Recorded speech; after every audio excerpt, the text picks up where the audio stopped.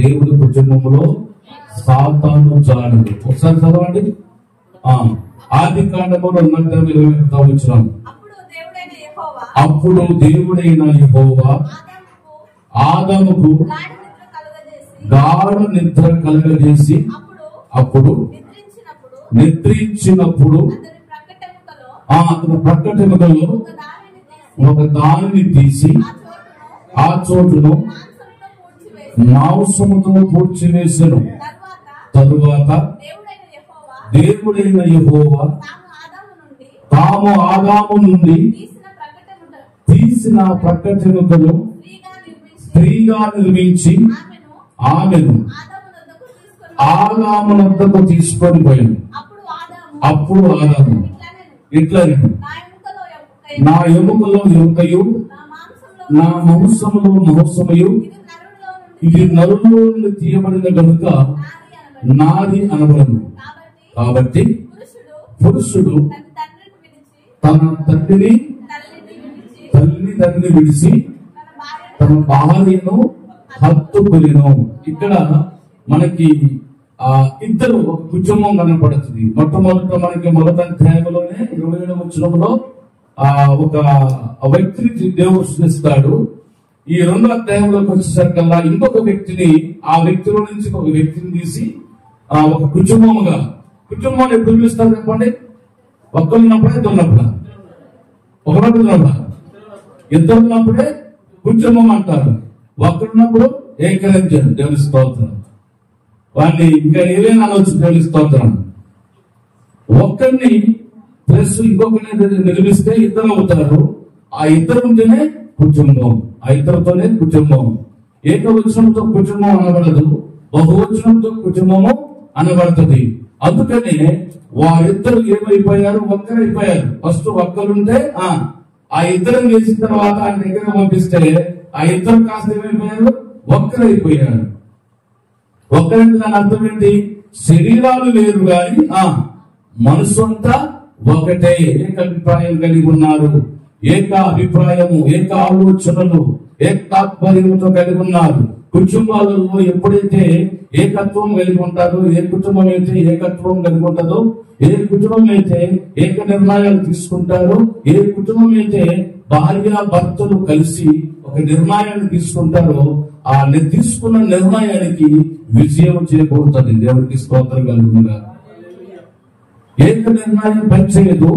ఇద్దరు కలిసి చేసే నిర్ణయం చాలా అద్భుతంగా ఉంటుంది. ఇద్దరు కలిసి చేసే నిర్ణయం చాలా అద్భుతంగా ఉంటుంది. కాబట్టి దేవుడు మొదట్లోనే ఆదాము అనే ఒక కుటుంబాన్ని సృజించాడు. అయితే దేవుడు ఎలా సృజించాడు అని అంటే కనుక 1వ వచనంలో వాళ్ళ సృజించడం ఎలా సృజించాడు అని అంటే, దేవుడు తన స్వరూపమందు నరుని సృజించను, దేవుని స్వరూపమందు వాణ్ణి సృజించను. స్త్రీగాను పురుషునిగాను వారిని సృజించను. ఆమె హల్లెలూయా. స్త్రీగాను పురుషునిగాను వారిని సృజించను. ఇప్పుడు అవ్వమ్మని ఎక్కడుంచాడు? సృష్టించి ఎక్కడుంచాడు అవ్వమ్మని? పురుషులో ఉంచాడు. అంటే ఆ పురుషులో దాచిపెట్టాడు, అవ్వమ్మని దాచిపెట్టాడు. ఆ సమయం వచ్చిన తర్వాత ఆయన ఏమనుకున్నాడంటే, అంతా బాగుంది కానీ ఒకటే బాగలేదు అన్నాడు దేవుడు. ఒకటే బాగలేదు అన్నాడు. ఏం బాగలేదంట? నరుడు ఒంటరిగా నుండుట మంచిది కాదు. నరుడు ఒంటరిగా నుండుట మంచిది కాదు అని తెలిసి దేవుడు వెంటనే 2వ అధ్యాయంలో వానికి గాఢ నిద్ర కలగజేసి ఆయనలో నుండి, ఆ వ్యక్తిలో నుండి, పురుషుల్లో నుండి ఒక ఎముకను తీసి స్త్రీగా నిర్మించాడు. దేవుని స్తోత్రం కలుగునుగాక. పురుషుని మట్టిలో నుండి నిర్మించాడు. ఆ మట్టిలో ఉన్న ఇంకొక మట్టి ముద్ద తీసి స్త్రీని నిర్మించాడు. అంటే చెరొక బొమ్మ చేసినట్లయితే వేరు అయిపోయేలేము. స్త్రీకి ఒక బొమ్మ, పురుషులకు ఒక బొమ్మని మట్టిలో నుండే ఆదాముడు చేసినట్లుగా స్త్రీలు కూడా చేసినట్లయితే వేరు తత్వాలు అయిపోయేమో. ఈ రోజు వివాహం కాగానే ఎన్ని కష్టాలు వచ్చినా, ఎన్ని బాధలు వచ్చినా, ఎన్ని నిందలు వచ్చినా, ఎన్ని అవమానాలు వచ్చినా పురుషుని వాళ్ళు హత్తుకొని ఉంటున్నారు. కారణం చెప్పండి, నా ఎముకలో ఎముక, నా మాంసములో మాంసము కనుక ఇది ఎక్కడికి విడదీయరాని బంధం, ఇది విడదీయరాని బంధం. అప్పుడు ఇది మంచిది కాదు అని దేవుడు ఆదాములో నుండి, పురుషుల్లో నుండి స్త్రీని నిర్మించి వారిద్దరిని ఒకటి చేసి కుటుంబముగా ఏదోను తోటలో వదిలాడు. దేవుని స్తోత్రం. ఇక్కడ మనం అర్థం చేసుకోవాల్సిన విషయం ఏంటంటే, తన స్వరూపం మందు నరుణ్ణి సృజించెను అని కదా, తన స్వరూపం మందు నరుణ్ణి సృజించెను. దీని అర్థం ఏంటంటే, తన స్వరూపం అంటే నీలాగా నాలాగా దేవుడు ఉంటాడు అని అర్థం కాదు. స్వరూపం మందు అని అనగానే వెంటనే భౌతిక సంబంధంగా మనం ఆలోచన చేయకూడదు. దేవుని స్వరూపం మందు వారిని సూచించాడు అంటే అర్థం ఏంటి అంటే, దేవుడు మనలాగానే ఉంటాడని అంటే అర్థం కాదు. దేవుని గుణగణాలు మనలో పెట్టాడని దాని అర్థం. ఆమె హల్లెలూయా. నేను పరిశుద్ధులు కనుక మీరు దాన్ని ఫిలప్ చేయాలని లేదు. నేను పరిశుద్ధులు కనుక మీరును పరిశుద్ధులై ఉన్నారు. దేవుని స్తోత్రం కలుగునుగాక. తన స్వరూపమును నిర్మించాడు అని అంటే దాని అర్థం ఏంటంటే, దేవుని ఏ గుణగణాలు కలిగి ఉన్నాడు, దేవుడు ఎలాంటి ఉద్దేశం కలిగి ఉన్నాడు, దేవుడు ఏ రీతిగా మానవుని సృజించాలనుకున్నాడు, ఏ మానవులు ఎలాగ ఉండాలనుకున్నాడో ఆ విధంగా ఉండాలనే ఉద్దేశాన్ని కలిగి దేవుడు తన స్వరూపం ముందు నిర్మించాడు. అంటే తన ఆలోచన ప్రకారం నిర్మించాడు. తన గుణగణాలు మనసులో పెట్టాడు, తన ఆలోచన మనసులో పెట్టాడు, తన విధానాలన్నీ దేవుడు ఎలా ఉండాలనుకున్నాడో ఆ ఆలోచన అంతా ఆ బొమ్మలు పెట్టేశాడు. శిల్పకారుడు ఉంటాడు అనుకోండి, వాడికి ఇక్కడ ఆలోచన వస్తే ఎంత లావు బండనైనా, ఎంత లావు మొద్దునైనా ఏం చేస్తాడు చెప్పండి? ఏం చేస్తాడు? వాడు మైండ్ లో ఉన్నది ఆల్రెడీ పిక్చర్ వేసుకున్నాడు. మైండ్ లో ఎలాంటి బొమ్మ చెక్కాలో వాడు మైండ్ లో ఉంది కనుక దాన్నే చెక్కేస్తాడు అంతే. కొంతమంది ఆర్టిస్టులు ఉన్నారు, నిన్ను అలా చూడగానే వెంటనే ఇక్కడ గీసేస్తారు. అది వాళ్ళ టాలెంట్. అంటే వాళ్ళ మనసులో వాళ్ళు పిక్చర్ వేసేసుకున్నారు అంతే. ఆది కాలంలోనే, ఆది కాండంలోనే ఏదో తోట అనబడిన ఆ ప్రాంతంలో ఒక కుటుంబాన్ని దేవుడు నిర్మించాడు. ఈ కుటుంబాన్ని నిర్మించడం వలన సాతాను గారు కూడా అక్కడికి ప్రవేశించాడు. దేవుని స్తోత్రం కలుగునుగాక. ఆదాము కుటుంబం మీద ఎలాగ దాడి చేశాడు మీకు నేర్పిస్తా ముందు. ఈ రాత్రికాల సమయంలో ప్రతి కుటుంబాలలో సాతాను పెట్టే వాడు తిరుగులాడతాడు కానీ వాడి జాడలు మనకు చాలా సార్లు తెలియవు. సాతాను మన కుటుంబాలలో తిరుగుతాడు కానీ మనకు తెలియదు. వాడు ఏ ఉద్దేశంతోనే తిరుగుతాడు, ఎలాగైనా తిరుగుతాడు. నీ కుటుంబంలో ఎవరితోనైనా ఒకరితో వాడుకుంటాడు. వాడు ఎవరితో ఒకరిలో వాడుకుంటాడు. నిన్నే వాడుకోవచ్చు, నీ పిల్లల్నే వాడుకోవచ్చు, నీ భార్యనే వాడుకోవచ్చు, నీ భర్తనే వాడుకోవచ్చు. వాడు తిరుగులాడే జాడలు ఎవరు కనుక్కోలేడు. దేవుని స్తోత్రం కలుగునుగాక. దేవుని స్వరూపం మందు నలుని నిర్మించుకున్నాడు. ఎందుకంటే తన గుణగణాలు కలిగి ఉండాలి అని. నీ పిల్లలు నీకు పుట్టిన నీ పిల్లలు నీ లక్షణాలు వచ్చాయనుకోండి, నీ ఆలోచన వచ్చిందనుకోండి, నీలాగనే చేస్తున్నారు అనుకోండి, నీ వల్లే ఆలోచన చేస్తున్నారు అనుకోండి, నీ వల్లే వాళ్ళు ప్రవర్తిస్తున్నారు అనుకోండి, నువ్వు సంతోషపడతావా, ఏడుస్తావా? ఏం చేస్తావు? అబ్బా నా కొడుకు నాలాంటి గుణాలే వచ్చినాయి, నా పిల్లలకి నాలాంటిదే వచ్చాయి, సంతోషపడతావా, ఏడుస్తావా? ఎందుకంటే ఆయనలో నిన్ను చూసుకుంటున్నావు కనుక. దేవుడు సేవనే ఆలోచన చేశాడు. దేవుడు నీలో ఆయన చూసుకోవాలనుకున్నాడు. ఆయన వల్ల నువ్వు ఉండాలనుకున్నాడు. ఆయనలాగా నువ్వు ఆలోచన చేయాలనుకున్నాడు.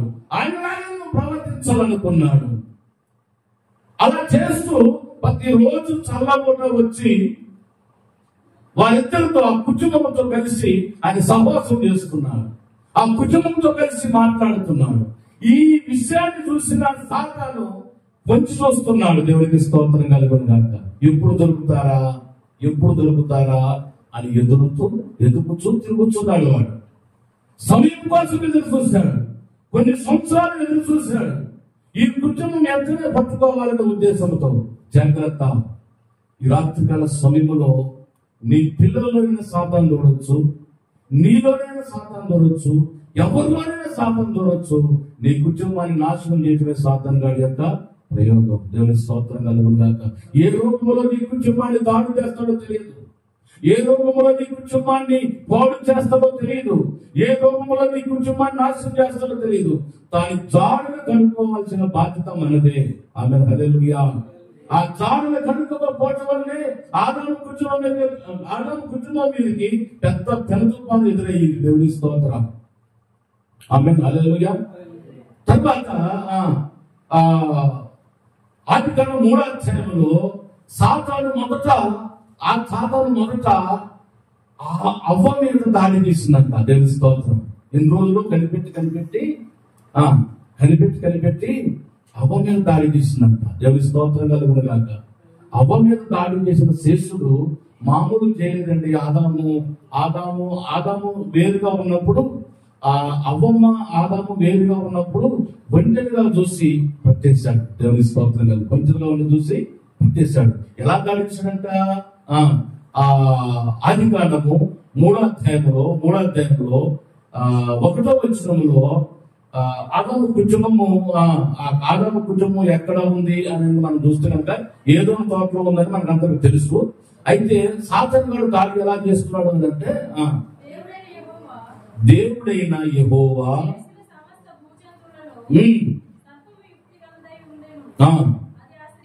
ఇది నిజమా?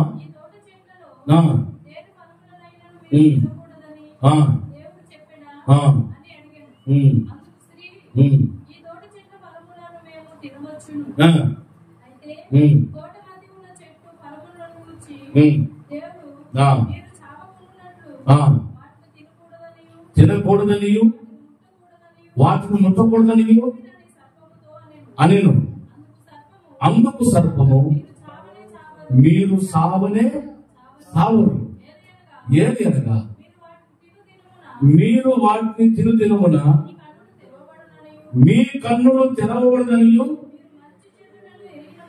మీరు మంచి చెడ్డలను ఎరిగిన వారై దేవుని వలె ఉందురనియు దేవునికి తెలియనని మంచిదియు కన్నులకు అందమైనదియు వివేకమిచ్చు రమ్యమైనదియు ఉండుట చూచినప్పుడు ఆమె దాని ఫలములో కొన్ని తీసుకొని తిని ఆమేన్, హల్లెలూయా. చూసారా, దేవుడు ఆ వృక్షాన్ని వేసి ఒక మాట అంటాడు. ఏమంటాడంటే, ఈ నిర్భయంగా ఈ తోటలో అన్ని ఫలాలను మీరు తినొచ్చు, నువ్వు ఆ చెట్టు ఫలం మాత్రం తినకూడదు, అది తినవనే చచ్చిపోతావన్నాడు. చచ్చిపోవడం దాని అర్థం ఏంటి? అసలు భౌతిక చచ్చిపోవడం దాని అర్థం. ఆత్మీయంగా చచ్చిపోవడం అంటే దేవుడితో సహవాసం కట్ అయిపోతుంది, దేవుడితో ఉన్న సంబంధం కట్ అయిపోతుంది. దేవుడితో సంబంధం లేకపోతే చచ్చిన వాడితో సమానమే. కాలు చెయ్యిలు పని చేయకోకుండా శ్వాస ఒకటి ఆడితే వాడు కోమ శరీరంలో ఉన్నవాడు చచ్చిన వాడితో సమానమే. అలాగే దేవుడితో సహవాసం లేకపోతే, దేవుడితో సంబంధం లేకపోతే, దేవుడితో ఆ సాంగత్యం లేకపోతే, ఆ సహవాసం లేకపోతే క్రైస్తవులు అనబడిన వాళ్ళు చచ్చిన వారితో సమానము. దేవునికి మహిమ కలుగును గాక. హల్లెలూయా. ఆయన ముందుగానే తెలిసి ఇది తిన్న దినమున చచ్చిపోతామన్నాడు. సాతానుడు ఏమంటాడు? మీరు సావనే. ఆమేన్, హల్లెలూయా. మనకు ఒక నైజం ఉంటుంది, ఇది వద్దు అంటే ఇది చెయ్యాలనిపిస్తుంది. నీకు అనిపించడం నీ తప్పు కాదు, నిన్ను సాతాను గాడు ప్రేరేపిస్తున్నాడనే సంగతి నువ్వు గుర్తెరగాలి. అదే సాతాను గాడు కాడదు. దేవుడు ఏదైతే వద్దంటున్నాడో, దేవుని వాక్యం ఏదైతే చెయ్యొద్దంటుందో అది నువ్వు చెయ్యాలనిపిస్తుంది అంటే అర్థం ఏంటంటే, సాతాను గాడు చాడను ఈజీగా కనిపెట్టవచ్చు. దేవుడు చెయ్యొద్దని నువ్వు చేస్తున్నావు అంటే నువ్వు కనిపెట్టవలసిందంటే ఇది సాతాను గాడు నన్ను ప్రేరేపిస్తున్నాడు, సాతాను గాడు నన్ను వాడుకోబోతున్నాడు అని మీరు గ్రహించాలి. దేవుని స్తోత్రం కలుగును గాక. నీకు ప్రేరేపణ వస్తుంది. ఇప్పుడు అనిపించిందా నీకు అట్లా? ఇది సాతాను గాడు చేస్తున్నాడు అనిపించిందా నీకు? అనిపించదు. ఎందుకంటే అనిపించకుండా చేస్తాడు. ఇన్ని సంవత్సరాలలో ఎన్నిసార్లు ఆ పనులు చూసుండలేదు? మీరు చూసుంటారా? చూసుంటారా? వాళ్ళు సృష్టించబడిన కానుంది ఎన్ని సంవత్సరాల నుండి ఆ పండు చూసుకుంటారు కదా. మరి అన్ని సంవత్సరాలు చూసినప్పుడు ఎప్పుడూ అందంగా కనపడింది. ఆ రోజు ఎందుకు కనపడింది అందంగా? ఆమె హల్లెలూయా. ఏ రోజు కనపడిన అందం ఆ రోజు ఎందుకు కనపడింది? ఆమె హల్లెలూయా. ఎట్లంట? కన్నులకు రమ్యమైనదిగా కనపడిందంట. మరి ఇన్ని రోజులు కనిపించదా? ఇన్ని రోజులు కనిపించదా? ఇన్ని రోజుల రమ్యమైనదా కనిపించలేదా నీకు? ఈ రోజు కనిపించినట్టు అర్థం ఏంటి? ఆయన చిరవతులు చిన్న చచ్చిపోతామంటే అప్పటిదాకా ఏమి కనిపించదా, రమ్యంగా కనిపించదా. వీళ్ళు వచ్చి చెప్పిన తర్వాత రమ్యంగా కనపడింది. ఆమె హల్లెలూయా. అదేవిధంగా నీకు వాడు చూపించిన తర్వాత అందంగా కనపడింది. అదే వాడు చూపించకపోతే కనపడుతుంది అందంగా. జాగ్రత్తగా ఉండాలి. మన కుటుంబాలలో సాతాను గాడు మనకు మనకే వైద్యం లేపుతాడు. వాడు భార్యకు భర్తలకు వైద్యం లేపుతాడు. వాడు పిల్లలకు తల్లిదండ్రుల మధ్య వైద్యం లేపుతాడు. అత్త గోడల మధ్య వైద్యం లేపుతాడు.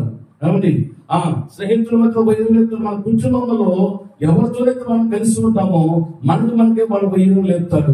ఇది సాతాను జాడ అని మనకు గుర్తెరగాలి. ఆమె హల్లెలూయా. ఇది సాతాను యొక్క జాడలు మనకు గుర్తెరగాలి. ఆ జాడలు గుర్తెరగకపోతే ఎన్ని కుటుంబాలు నాశనం అయ్యాలి. ఆదాము అవ్వల జాడలు గుర్తెరగకపోవడం వల్లే ఏదైనా తోట నుండి బయటికి నెట్టివేయబడ్డారు. సాతాను గారి యొక్క ఆ జాడను తెలుసుకోకపోవడం వల్లే ఏదో తోట హాయిగా బ్రతుకుతున్నారు, చాలా సంతోషంగా ఉంటున్నారు, ఆనందంగా ఉంటున్నారు. ఏమండి?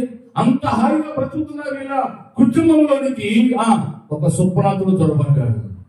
ఆమె హల్లెలూయా. హాయిగా సంతోషంగా సమాధానంగా ఏ బేజారు లేకుండా వాళ్ళు బ్రతుకుతుంటే వాళ్ళ బ్రతుకులోనికి ఉప్పరుడు వచ్చాడు. హల్లెలూయా.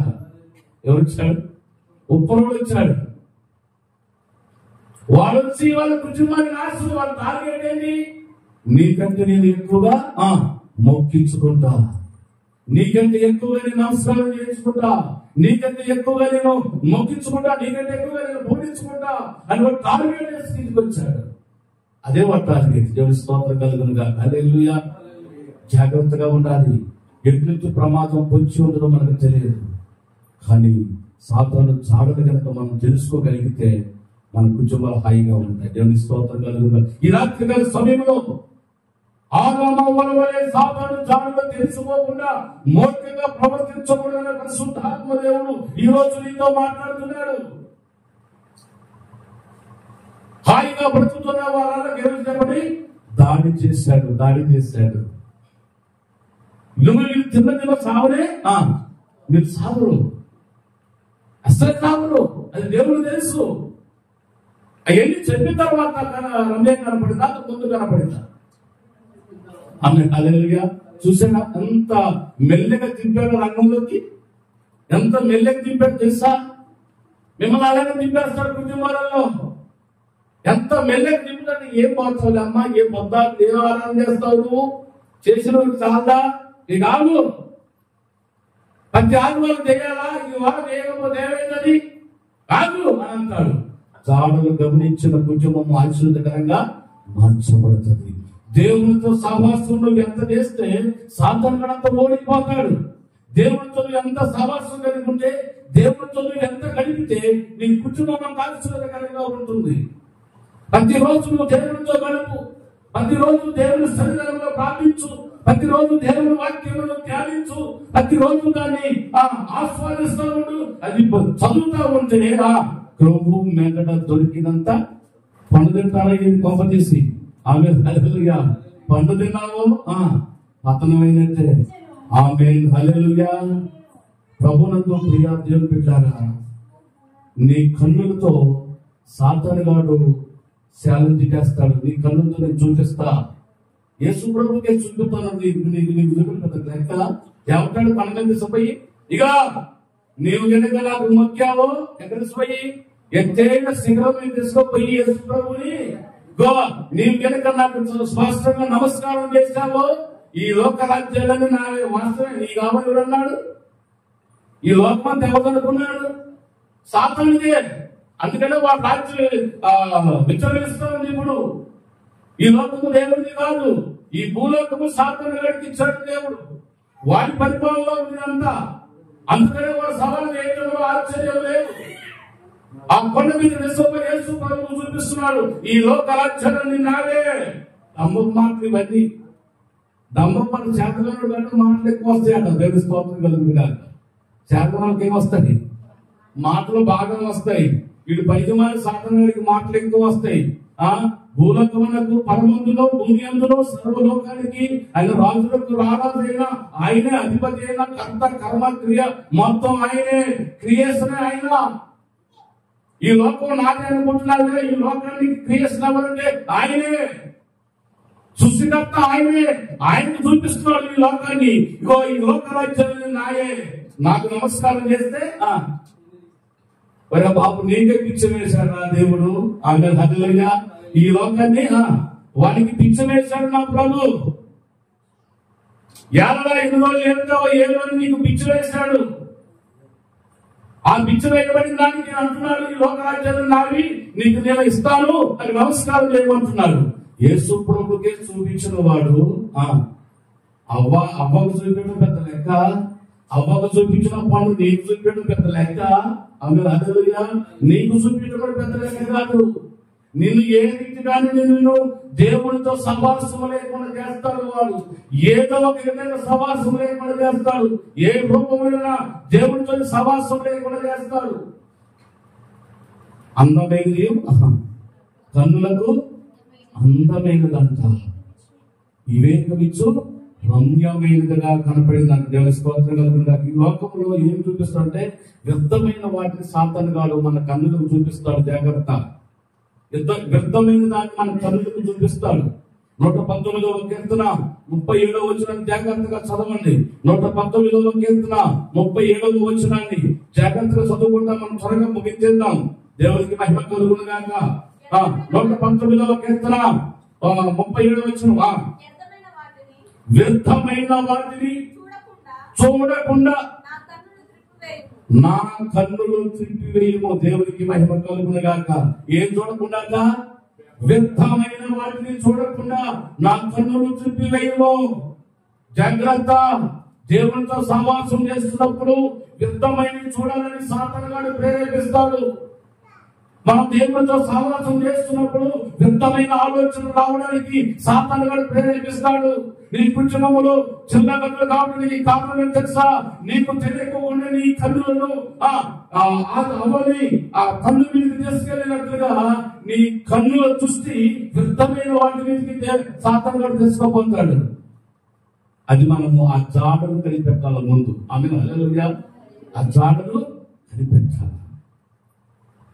వ్యర్థమైన వాటిని ఆలోచించడానికి, వ్యర్థమైన వాటిని చూడడానికి నీ కన్నులు అటువైపు తిరుగుతాడు వాడు. అది జాగ్రత్తగా మనము కనిపెట్టుకొని ఉండాలి. లేకపోతే మన కుటుంబాలన్నీ పాడైపోతాయి, మన కుటుంబాలు నాశనం అయిపోతాయి.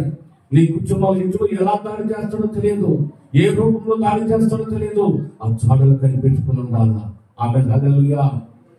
అందరూ పోతారు అనుకోండి, ఏం కదమ్మా ఈరోజు సినిమా బాగుందా అని ఒక ఆమెను పంపిస్తాడు నీ కాలిపాడు. అర్థమవుతుందా? మీకు అర్థమైంది మాట? ఆమె హల్లెలూయా. ఏంటక్క చర్చి ఆదివారం చర్చికి పోతుంది కానీ సోమవారం మా ముఠాంతా పోతున్నారు, నువ్వు కూడా అంటారు వాడు. ఎవరు పంపుతా తెలుసా? ముఠాలలో పంపిస్తాడు దగ్గరికి. పంపించేసి ఏం కాదురా ఇలా మంచి సినిమా వచ్చిందంట, సినిమా హాల్లోకి పొలంగా ఎవరు చూస్తున్నారు? సంఘం ఎవరు లేరు, ఐదు కూడా చూడలేదు, పాస్టర్ చూడట్లేదు, సంఘాలు ఎవరు చూడలేదు, రా సీక్రెట్ భాగం అని అంటాడు. వాడి చాటును మనం చాలా జాగ్రత్తగా తెలుసుకోవాలి. నీకు తెలియకోకుండా నిన్ను ప్రేరేపించడానికి సాతానుగాడు ఇంకొక వ్యక్తిని నీ కాడికి పంపిస్తాడు. నువ్వు వెంటనే ఎవరు చూడలేదని చెప్పేసి వెళ్ళిపోతావు. పైకి వస్తున్నాడు, తాట తీస్తాడు. ఆమె హల్లెలూయా.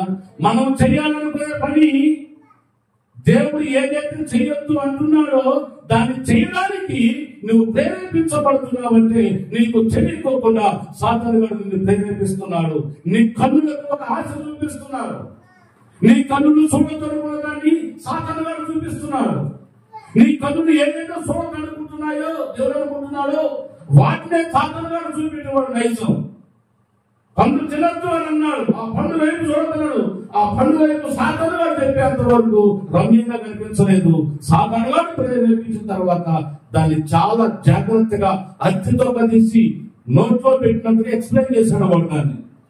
మీరు సావలే సావరు, మీరు దేవతలు అయిపోతారని అంత అబద్ధం చూశారండి. వీళ్ళు తింటే ఏమైపోతారట? పాపంతో అయిపోతారా, దేవతలు అయిపోతారా? పాపలా దేవతలా?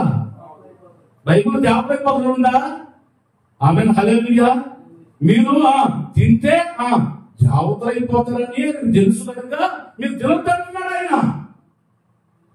మీరు దేవతలు అయిపోతారనే సరికల్లా ఏమో కొంచెం పులకించిపోయి మనసులో పడిపోయిన కన్ను ఎక్కడికి పోయిన కన్ను చూపు ఆ పండు మీదకి వెళ్ళిపోయింది. దేవునికి స్తోత్రం కదా. అందుకే దావీదు అంటున్నాడు, వ్యర్థమైన దాన్ని చూడకోకుండా నా కన్నులు తిరిగిపోయాయి. అలా ప్రార్థన చేయాలని క్రైస్తవులు మన కుటుంబాలు క్షేమంగా ఉండాలంటే, సాతాను గాడు జాగ్రత్త మనం పసిగట్టాలంటే మనము ప్రతిరోజు దేవా వ్యర్థమైన దాన్ని చూడకుండా నా కన్నులు తిరిగివేయము అని మనం ప్రార్థన చేయాలండి. అది ఆటోమేటిక్ మన కన్ను ముందు తెలిసిపోతున్నారు సాతాను గాడు. కానీ దాన్ని తిరిగివేయమని ప్రార్థన చేయడమే మనం నేర్చుకోవాల్సిన భాగం. తర్వాత 148వ వచనాన్ని కూడా చూడండి. అదే 119, 148వ వచనం. నీవిచ్చిన వాక్యమును నేను ధ్యానించుటకై నా కన్నులు రాత్రి జామున కాకమునిపే తెరుచుకుందును. దేవునికి స్తోత్రం కలుగునుగా. హల్లెలూయా. ఈ కన్నులు ఏం చేయాలట? ఆయన ఇచ్చిన వాక్యమును ధ్యానించడానికి రాత్రి జాము కాకమునిపే ధ్యానించడానికి పరుగులు ఎత్తాలి. అంతేగాని వ్యర్థమైన దాన్ని చూడటానికి దేవుడు మనకి కనుచూపు ఇవ్వలేదు. ఈ సత్యాన్ని మనము గ్రహించాలి. దేవునికి స్తోత్రం కలుగుగాక. సాతాను గాడు వాడు పెట్టే మనకి మన కుటుంబాలలో వాడు పెట్టే మొదటిది ఏంటంటే నీకు నీ కన్నులు ఆశ కలిగిన, నీ కన్నులు ఇంట్రెస్ట్ గా ఏదైతే అనిపిస్తుందో, నీ కన్నులకి ఏదైతే రమ్యంగా ఉంటుందో దాన్ని చూపించి నిన్ను దేవుడికి దూరం చేస్తాడు. ఇది మొట్టమొదటి జ్ఞాపకం చేసుకోండి. ఆమేన్ హల్లెలూయా. సాతాను మన కుటుంబాల మీద దాడి చేసే విధానం చెప్తున్నాను, వాడి జాగ్రత్త గురించి చెప్తున్నాను. నీ కన్నులు ఏదైతే చూడకూడదు, ఏదైతే ఉన్నదో దాన్ని చూపించి దేవునికి దూరం చేస్తాడు. పండు తినొద్దని దేవుడు చెప్పితే దాన్ని తినిపించి ఏం చేశాడు చెప్పండి? ఏదో చోట ప్రశాంతంగా బ్రతుకుతున్న వాళ్ళ జీవితంలోకి పెన తుఫాను లాగా వచ్చి ఏదో చోట నుంచి బయటకు పంపించేలాగా చేశాడు. రెండోది నేను ఎలా ప్రేరేపించి దేవుడికి దూరం చేస్తాడు అంటే, ఇర్మియా గ్రంథం 19వ అధ్యాయం 5వ వచనం. ఇర్మియా గ్రంథం 19వ అధ్యాయం 5వ వచనం. సాతాను ప్రవేశపెట్టిన ఏదంటే ఆచారము అనేది ఒకటి నీ జీవితంలోకి తీసుకొస్తాడు. వాడు ఆచారము అనేదాన్ని నీ జీవితంలోకి తీసుకొస్తాడు సాతాను. చదవడా మన త్వరగా. నేను విధింపనదియు సెలవయ్యనదియు నా మనసుకు తోచనదియు ఆచరించడం నా మనసుకు తోచనది, నేను విధింపనది, నేను ప్రవేశపెట్టినది ఆచారములను మీరు ఆచరిస్తున్నారు. ఆమేన్ హల్లెలూయా. అర్థమవుతుందా? సాతాను వాడు నీ కుటుంబంలో ఎలా ప్రవేశించి నీకు తెలియకోకుండా నిన్ను రాంగులో తీసుకెళ్తాడంటే ఆచారము అనే భక్తిలో తీసుకెళ్తాడు. నిన్ను ఆచారం అని భక్తిలో తీసుకెళ్లి కుటుంబాన్ని సర్వనాశనం చేస్తాడు. గలతీ సంఘము ఎందుకు పతనం అయిపోయిందో తెలిసిన, గలతీ సంఘము ఎందుకు అలాగైపోయిందో తెలిసిన, భిన్నమైన బోధకులు వచ్చి ఆచారాన్ని తీసుకొచ్చి పెట్టాడు. సాతాను గారు భిన్నమైన బోధకులను తీసుకొచ్చి ఆ సంఘంలో చెడగొట్టేలాగా చేశాడు. అందుకనే దేవునికి దూరం చేశాడు. రెండవ మాట, ఆచారము తీసుకొచ్చి నీ కుటుంబంలో పెడతాడు. నువ్వేదైనా చేయొచ్చు. మన పండుగలు, మన తెలుగు పండుగలు చాలా ఉన్నాయి, అవి కూడా మనం చేయాలి అని అంటాం. దేవుని స్తోత్రం కలుగుగాక. మన తెలుగు పండుగలో, మన అవ్వ తాత తీసుకొచ్చిన పండుగలు, మన భారతీయులో మనము ఏ తీరం అండి? మనం భారతీయులో తీసే తీరం అర్థం కాదు. దేవుని స్తోత్రం కలుగుగాక. భారతీయులమే తీయగానే ఉండే మన మాటలు, కానీ తిప్పలు ఎక్కువ ఉంటుంది మనకే. తీయట మాట్లాడే తిప్పలు కూడా మనకి ఎక్కువ ఉంటాయి. దేవుని స్తోత్రం కలుగుతుంది కాక. ఏమండి దేవుడు విధించనియో, దేవుడు ఆయన ఆలోచనలు లేనియో ఆచారములు ఆచరించింది అంటారు. తర్వాత మూడో మాట ఏంటంటే హెచ్కేల్ గ్రంథం 20:18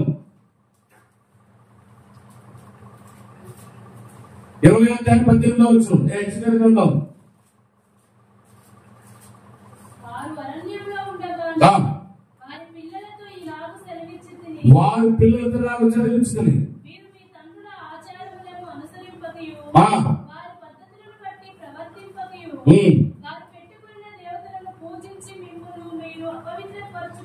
మిమ్మల్ని మీరు అపవిత్రపరచుకుని ఉండండి.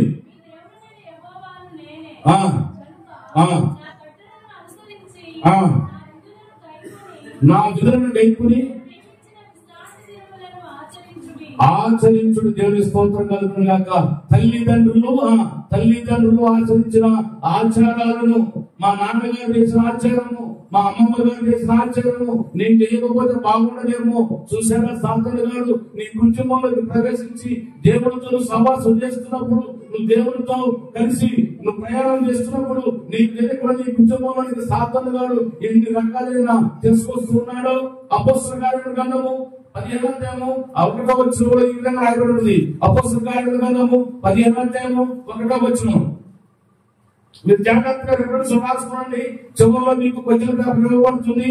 వాటన్నింటినీ మీరు జాగ్రత్తగా ఫిల్అప్ చేయాల్సి ఉంటుంది. నేను చదవబడిన ప్రతి దాంట్లో నుంచి మీకు క్వశ్చన్ పేపర్ ఉంటుంది. ఓకే, అపొస్తలుల కార్యముల గ్రంథం 15:1.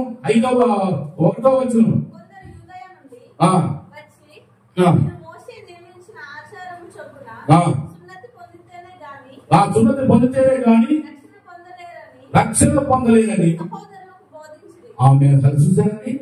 సున్నతి పొందితేనే రక్షణ లేకపోతే లేదని ఇంకా ఏదో వాళ్ళు వచ్చి ఈ పౌలు గారు చేసిన చెప్పిన బోధకు భిన్నంగా తీసుకొచ్చారు వీళ్ళు. దేవుని స్తోత్రం కలుగుతుంది. భిన్నంగా తీసుకొచ్చారు వీళ్ళు. పేతురు, యోహాను, పౌలు గారు వీళ్ళందరూ తీసుకొచ్చిన బోధ ఒక రకంగా ఉంటే ఏదో వాళ్ళు వచ్చి ఇంకొక రకమైన బోధ తీసుకొచ్చారు. మోక్ష తీసిన మనకి ఆ ఆచారం తీసుకొచ్చి చేయకపోతే మీకు రక్షణ లేదు అని చెప్పగానే వాము అర్చన అయితే చేయాల్సిందే. ఇస్తామేమా ఇలాంటి ఆచారాలు తీసుకొచ్చి దేవుడితో ప్రజలను దూరం చేస్తున్నారు. ప్రజలు సాతాను గారు రకరకాల ప్రయత్నాలు చేసి ఆచారాలు తీసుకొచ్చి దేవుడితో దూరం చేస్తున్నాడు. అందరికీ ఒకే దేవుడు, నాశకరంధ్రంలో జీవాత్మ కలిగిన ప్రతి నరుడికి ఆయన దేవుడై ఉన్నాడు. ప్రతి నరుడికి ఆయన దేవుడై ఉన్నాడు. జరిగింది అవ్వమ్మ మీద జరిగింది. మొదటి యుద్ధం అవ్వమ్మ మీద యుద్ధం జరిగింది. అవ్వమ్మని దేవుడికి దూరం చేయడానికి సాతాను గారు కొన్ని ప్రయత్నాలు చేశాడు. అయితే వీళ్ళు బయటికి తరవేయబడ్డారు.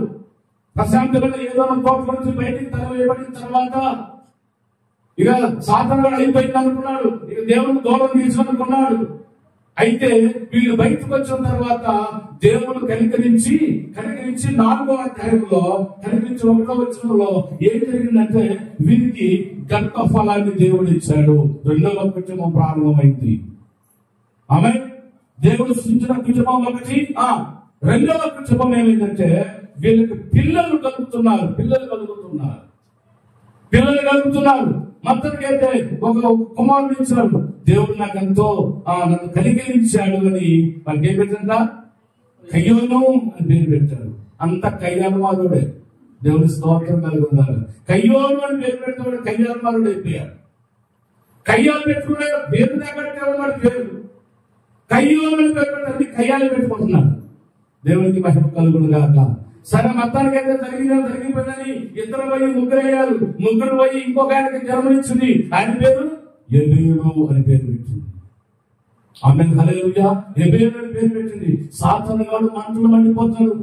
సరే, ఇద్దరుగా ఉన్నవారిని నేను విడదీయాలని చూస్తే, ఇద్దరుగా ఉన్నవారిని ఎదురు తోట నుంచి బయటికి తీసుకొస్తే మళ్ళీ వీళ్ళు ఇద్దరు పోయి ముగ్గురు పోయి నలుగురయ్యారు. ఎలాగైతే కూడదు.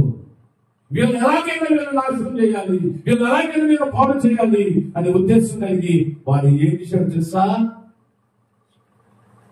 ఆదాము మీదకి అవ్వ మనసు కలిపాడు. ఆమె తిన్నది ఆయన పెట్టింది. అమ్మో నా భార్య, నా ముద్దుల భార్యని, నా భార్య మా తినాలా, నా భార్య మా తినకపోతే ఏడలిగిందో ఏడకొచ్చులు ఏం చేసిందో మన భాషలో, నా భార్య మా తినకపోతే కిచెన్ లో ఏడకొచ్చులు ఏం చేసిందో, ఏడకొచ్చులు పగిలిపోతే పైకి తెలియదు చెప్పండి. అది కష్టమేనా? ఇష్టంగా తింటాడు ఎవరైనా. దేవుడి స్తోత్రం. ఉద్దెక్కిన చూద్దాం. కారణం ఎక్కువ చూద్దాం. తెల్లారి ఉంటదిగా మామూలు కూడా వ్యవహారం.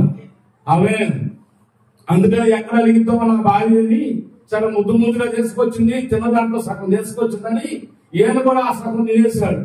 తినేసిన తర్వాత అసలు ముందు వచ్చింది ఏంటంటే ప్రశాంతంగా బతికిన కుటుంబంలోనికి సంవత్సరంగా చేసుకొచ్చిన పెద్ద మునుపంపు ఏమైందంటే ఆ ప్రశాంతమైన వాతావరణం నుంచి బయటికి నెట్టివేయబడ్డారు.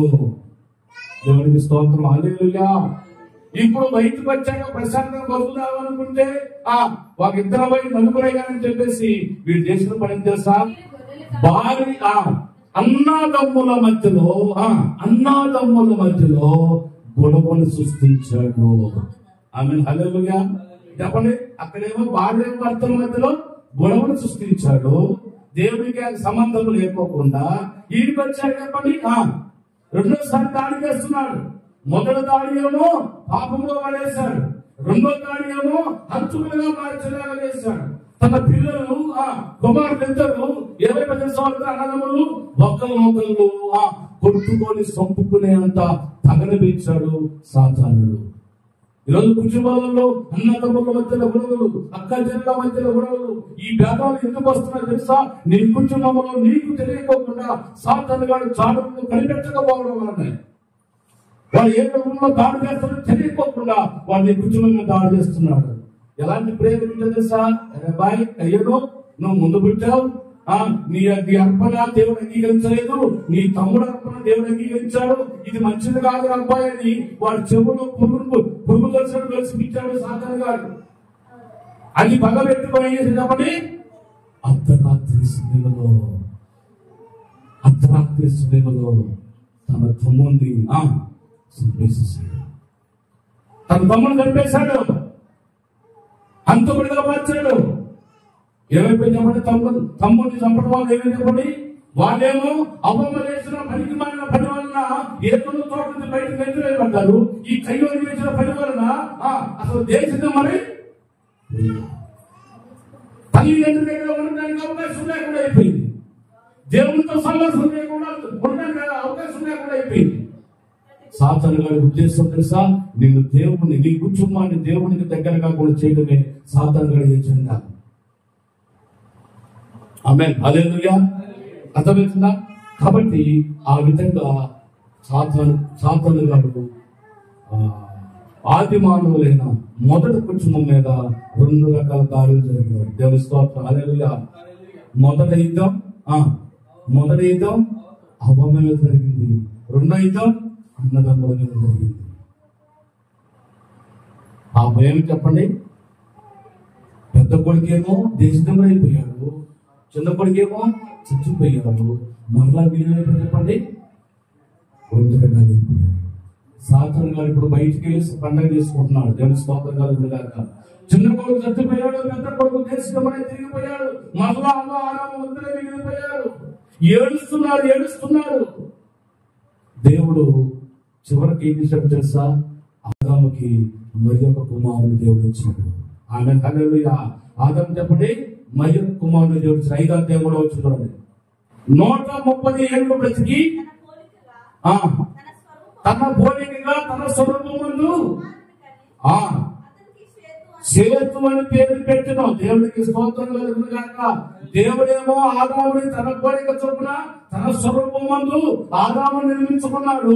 ఇప్పుడు ఆదాము పోలికలో సేతు తన కుమారుడు, మూడవ కుమారుడు మళ్ళా భూమి మీదకి వచ్చాడు. మళ్ళా ఆదాము స్వరూపములో ఉంది. దేవుని స్తోత్రం. అంటే ఇప్పుడు మళ్ళా దేవుడి గుణగణాలు మళ్ళా ప్రారంభమయ్యాయి.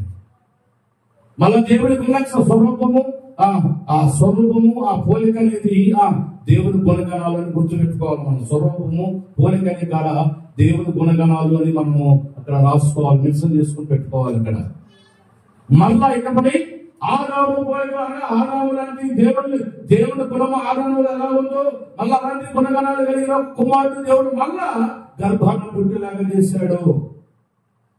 మళ్ళీ ఆదాము కుటుంబం ఏమేమి చెప్పండి, మళ్ళా పునర్నిర్మాణము జరిగింది. మళ్ళా జరిగింది. దేవునికి మహిమ కలుగును గాక. పునర్నిర్మాణం జరిగింది. మళ్ళా ఆదాములో వంశావళి ప్రారంభమైంది. ఆదాము వంశావళి మళ్ళా భూమి మీద ప్రారంభమైంది. సాతానుగాడు ఎన్ని కుయుక్తులు చేసినా దేవుడు ఆదామును విడిచిపెట్టలేదు. సాతానుగాడు ఎన్ని ప్రయోగాలు చేసినా దేవుని కరుణ, దేవుని కటాక్షము ఆదాము కుటుంబం మీద ఉంది. నీ కుటుంబం మీద కూడా దేవుని కరుణ కటాక్షం ఉంది. అది మనం గుర్తెరగాలి. అర్థమవుతుందా? సాతాను ఏ విధంగా దాడి చేస్తాడో నీ కుటుంబంలో తెలియదు. గుర్తుపెట్టుకోవాలి. నీకు చూడద్దు అన్నదాన్ని చూపిస్తాడు వాడు. నువ్వు ఆచరించకూడదు అన్నదాన్ని ఆచరించేలాగా చేస్తాడు. ఈ రెండింటిలోనే నీ కుటుంబం పతనం అవ్వడానికి మొట్టమొదట వ్యక్తి అక్కడ కనపడుతుంది. ఆచారం మొత్తం దాన్ని ఆచరిస్తే నీవు బయటికి వెలివేయబడతావు. నువ్వు చూడొద్దని చూస్తే నువ్వు చచ్చిపోతావు. దేవుని స్తోత్రం కలుగును గాక. అనగా నువ్వు ఆత్మీయంగా చచ్చిపోతావు అని అర్థం. కాబట్టి జాగ్రత్తగా మనం ఉందాం. వాళ్ళ వంశవల్లి అక్కడి నుంచి 100 సంవత్సరాలు బ్రతికారు. దేవుని స్తోత్రం. 100 సంవత్సరాలు. ఇప్పుడు 50 సంవత్సరాలు బతికిందని పుష్పం అంటున్నాం. 100 సంవత్సరాలు బతికారు. 900 సంవత్సరాల పైన బతికిన వాళ్ళు ఉన్నారు. ఆమేన్, హల్లెలూయా. వంశవల్లి మళ్ళా ఆదాము వంశవల్లి ప్రారంభమైంది. ఇక సాతానుడు మళ్ళా అన్ని కుటుంబాల మీద దాడి చేయడం మొదలు పెట్టాడు. దేవునికి స్తోత్రం కలుగును గాక. కొన్ని వేల సంవత్సరాల తర్వాత నోవహు కుటుంబం కాడికి వచ్చేసరికల్లా జనసంచారం బాగా ఎక్కువైపోయింది. జనాభా బాగా ఎక్కువైపోయారు. అప్పుడే జలప్రలయం వచ్చింది. ఆమేన్, హల్లెలూయా. అప్పుడే జలప్రలయం తప్పించాలని దేవుడు ఆలోచించాడు. ఇంతకాలం నేను కాంప్రమైజ్ అయిపోయి మానవులు మాత్రం బుద్ధి మారలేదు అని 6వ అధ్యాయంలో ఆయన ఆవేదన వ్యక్తపరుస్తాడు. 6వ అధ్యాయంలో ఆవేదన వ్యక్తపరుస్తాడు. నేను మానవుని సృష్టించినందుకు సంతాపం పొందుతున్నానని ఏడుస్తున్నాడు.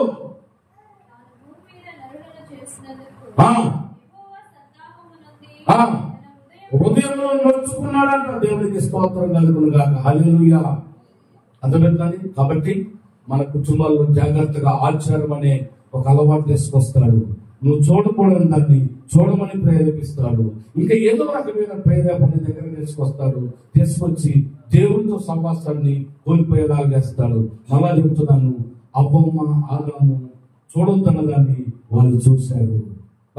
నీకు వాళ్ళు చూడొద్దు, తినొద్దు అన్నదాన్ని సాతానుగాడు వాళ్ళ ముందుకు తీసుకొచ్చి అది రమ్యమైనది గాను, అది అందమైనది గాను వాళ్ళకి కనపడేలాగా చేశాడు. ఏదో తోటల నుంచి బయటికి నెట్టివేయబడ్డారు.